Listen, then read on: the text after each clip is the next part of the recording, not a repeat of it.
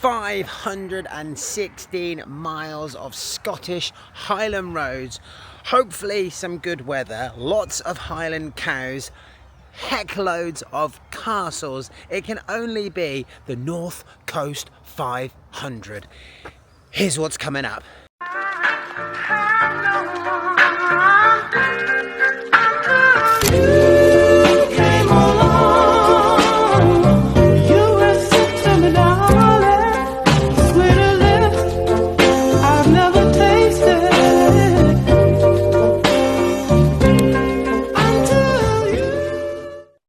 So the route, if you are not familiar, starts, well, and finishes here in Inverness, because it's a loop around the Scottish Highlands and people do it in anything from like 4 to 14 days or even longer in some instances.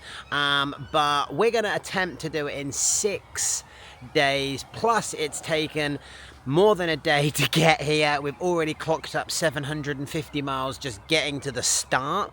We're then going to do another 500 miles going around it, and then another day and a half to get back again. You can also choose to go either clockwise or anti-clockwise, and we have chosen to go anti-clockwise. So we will do the east coast first, then the north coast, then the west coast.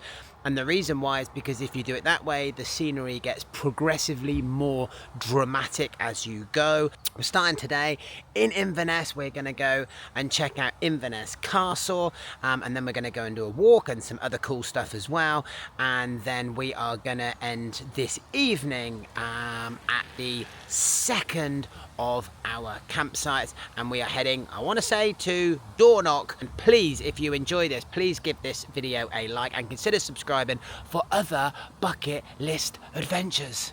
So if you are new to my channel, my name is Ryan, and for the last couple of years I have been ticking off all of the things I ever wanted to do off of my bucket list, and encouraging others where possible to do the same. So in the last couple of years I've ticked off 36 different things off my bucket list, some big, some small, some expensive, some free, and I've got a whole load of videos which I made for many of those experiences. So go and check out the links around the video and in the description if you want to check out some of those. I've got a playlist with all of my adventures.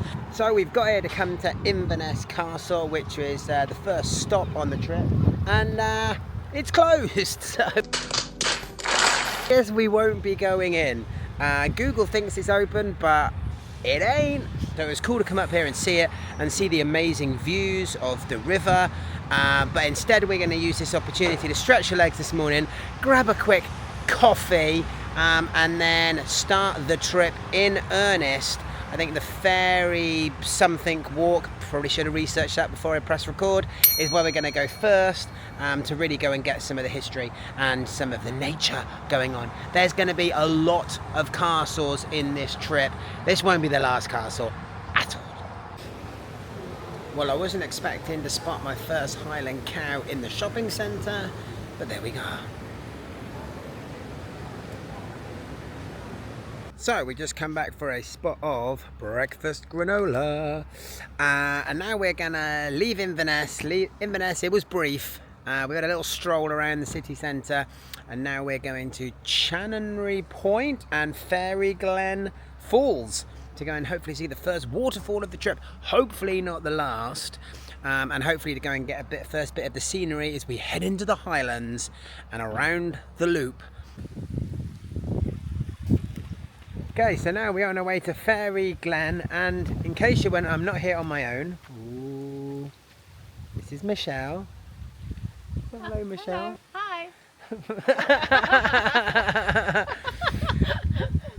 And this little walk is, well, it's about a 45-minute wander up some scenic routes to a waterfall. Hopefully the first waterfall of many this week. There's 3 things we're going to see a lot of this week, I'm hoping. Waterfalls, castles, and Highland cows. The first falls have been discovered. Yay!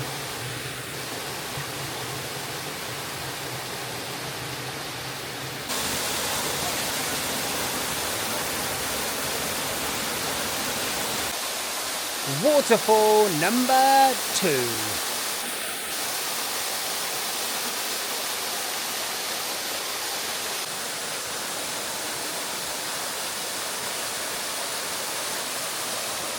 Okay, so that's the Fairy Glen Falls. What? Fairy Glen Wood? Waterfalls. Oh, waterfalls. Fairy Glen Waterfalls done. So that is the first waterfall, maybe first 2 waterfalls. Bit slippy underfoot at points, but very nice. So now we're going to, yeah, beautiful scenery. And now we're going to go and see a lighthouse, which is just 10 minutes away. So, yeah. Maybe some dolphins. Maybe some dolphins.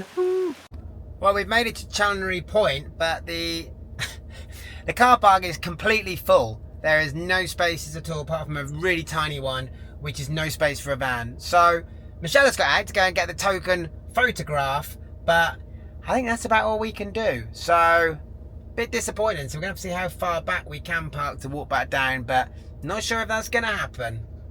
Let's see. So we have driven the hour or so in total now to Durnoch, which is where we are going to be spending our evening tonight. There's a couple of cool beaches that we're going to check out.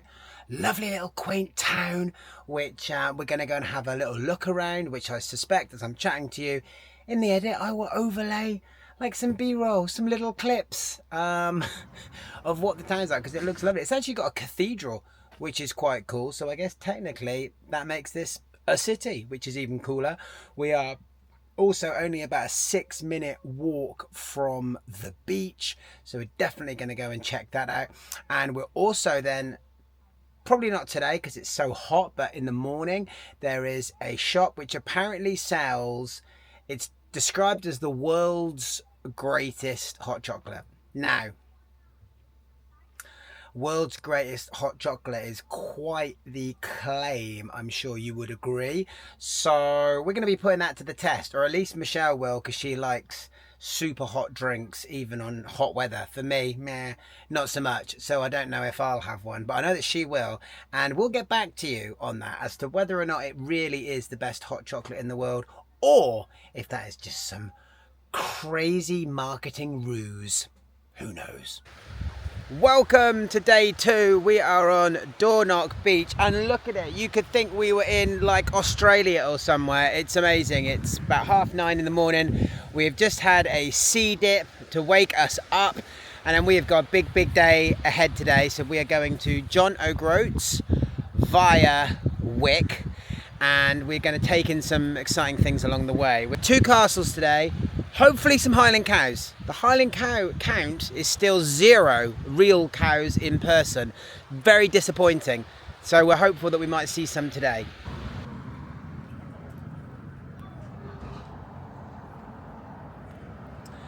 Right, so we are here at Cocoa Mountain for the best hot chocolate in the world, apparently. It's a big claim, huge claim, so we're going to put it to a test. I don't really like hot chocolate, so Michelle's going to try one, and let's have a look inside.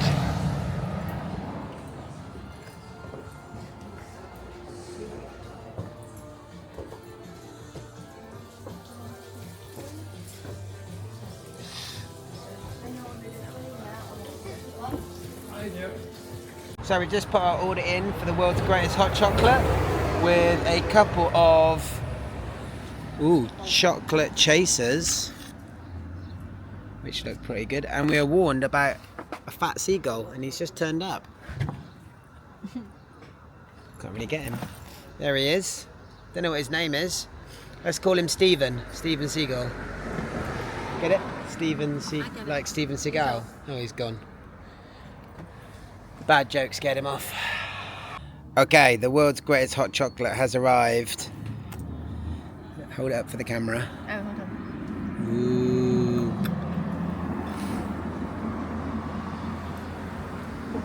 Ooh. In there. Right, go on then. Okay, this is the great moment of truth. Go for it. Okay. Dripping. And what's the verdict? Is it the world's greatest hot chocolate? It's good. Okay, so the greatest hot chocolate was served. Was it the greatest? In my opinion, no, not really. Not really. Marks out of 10? 6. 6 out of 10. Just a 6 out of 10. Dear me. I mean, it's very nicely presented. And it wasn't that unreasonable. It was £6.95, and that included your choice of 4 like little gourmet chocolates, which I thought was quite reasonable. But Yeah. greatest in the world? Okay, so we are back in the van, and we are now going to Dunrobin Castle, something like that, which is the next step. And then we're going to go on a hike to find another waterfall. Yes! And who knows whether or not we'll find any Highland cows today. So far all we found is a fat seagull. So I guess we shall find out. Let's go. Let's be in it. Okay, so we have now arrived at Dunrobin Castle. It's a cool castle. It looks like it might be a bit more of a chateau than a castle. But anyway, 189 rooms. The Earl of Sutherland and his family have occupied it since the 1300s or thereabouts. So pretty steeped in history. Alright, well, check out this place because it is mental and huge. Wow. Imagine living there. That is some place overlooking the sea. Not bad, is it? Not bad. Welcome to the Bay of Sutherland. I'm guessing named after the Earl who also owns the castle. So we're going to refuse to add to his wealth, and instead we've come down to the beach because you can walk along here, which is a beautiful walk, and then get amazing views of said chateau from the beach, apparently, as recommended by the nice bloke on our campsite, whose name I don't know, so I can't credit, but he was very friendly. So yeah, so we're gonna have a little stroll along here, and then after we've done that, we're gonna move the van again, and we're gonna go and do what's called the Big Burn Walk, which is a 3 to 4k walk, we believe. And we're going to see some waterfalls, so that is exciting. So we're definitely going to have waterfalls today. This isn't a real castle, but there's a proper castle after, so that's fine. Highland cows, still none, so the search continues. Okay, so now we're going to do the Big Burn Falls, but we've just had an update. Say that again. Some of it is closed due to storm damage. Storm damage, sadly. So we'll do what we can. It's about a 1.5k hike, we think, up to see some more waterfalls.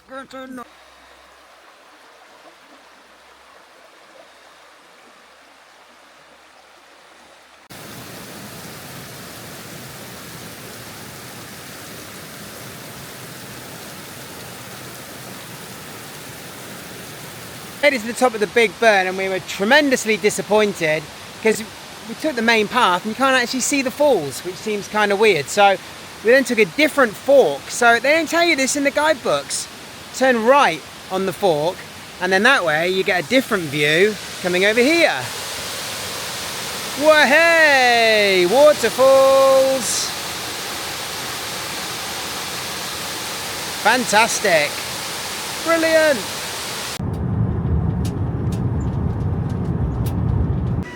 So we've driven about an hour and a quarter north to Wick, and we're now just about 20 miles south of John O'Groats, which is our resting place for tonight. We've stopped at Wick for pretty much only one reason, and that is to see their entry in the Guinness Book of Records. Now, regular fans of the channel, and particularly in the last video, the one in Toronto, you saw that the World Guinness Book of Records was mentioned then, because we went up the CN Tower, and that's the world's tallest freestanding platform that you can go outside or something. So here in Wick, they haven't got anything quite as exciting as that, but what they do have is they have the world's shortest street. Okay, so you'll see from this side, this here is River Street, which goes down there, and then we've got Ebenezer Place, which is literally the 2 meters there, and then when I cross the road you will also then see that now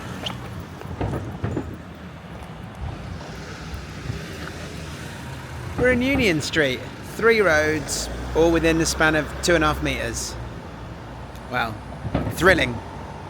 Well worth the stop. Hello. You've got your head sticking out. Excuse me. Don't get that. Okay, so we have been through Wick, which was a little bit depressing, if we're quite honest. A bit bleak, wasn't it there? Lots of bleak, lots of pebble dash, everything browns and greys. So we're pleased to have passed through that. And now we are here at, we've come to visit the ruins of Castle Sinclair, and a proper castle, I'm pleased to report. In fact, 2 castles from around the 15th and 17th centuries, but have been in ruins for the last 400 and something years as a result of a clan battle and some disputes regarding that. So now it just lays in ruins. Went to get a parking ticket. He gave us a free courtesy ticket, which was cool. Probably missing a trick, not charging people, but anyway. And then we thought about it, and I don't think we've paid for parking once all the time we've been here yet. No. Everywhere seems to just be free to park, which is in stark contrast to the sunny south coast of England, I don't mind telling you, where they can't wait to charge you to even just leave your car for 2 seconds, seemingly. So, yeah, so that was a bonus. Anyway. Right, so this is the original building here, and once it went all the way along this piece of rock to the end, and then they built this one as a second little mini castle on its own, this one here, and now it's in a pretty sorry state of repair, as you can see. Covered in scaffolding as well. So that is Sinclair Castle done. Now we've got one final stop for today, which is Duncansby Stacks, which is 350 odd steps going down to like some rock formations in the sea, I think, right on the tip there by John O'Groats, kind of like the Needles on the Isle of Wight, I think. So we're going to go there right now for one final step before we hit the campsite at John O'Groats. Well, that's the Orkney Islands over there, and we are now at John O'Groats, and we are pretty much in the most northerly part of mainland Great Britain, and we have come to Duncansby Head, which over these fields is going to be a couple of stack formations in the sea that we can go and have a look at. And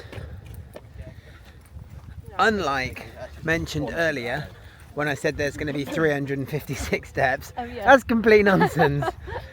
That was somewhere else that we didn't remember to stop at, about 50 miles away at least, so that won't be happening. But so apologies to any step fans. But, oh my God, that's it over there. Oh, wow. Wow. There's also some sheep. And then those are the stacks over there, I think. So let's go have a closer look. They look pretty cool.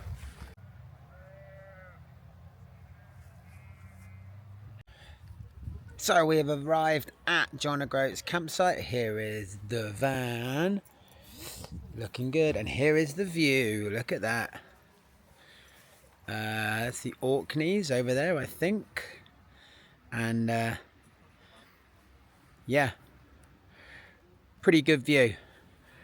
Pretty good view. So to finish off the evening, we are going to the last pub, which I think is the most northernmost pub on the mainland Britain. So that seems like a wonderful place to end today's festivities for day 2. Ready? Yeah.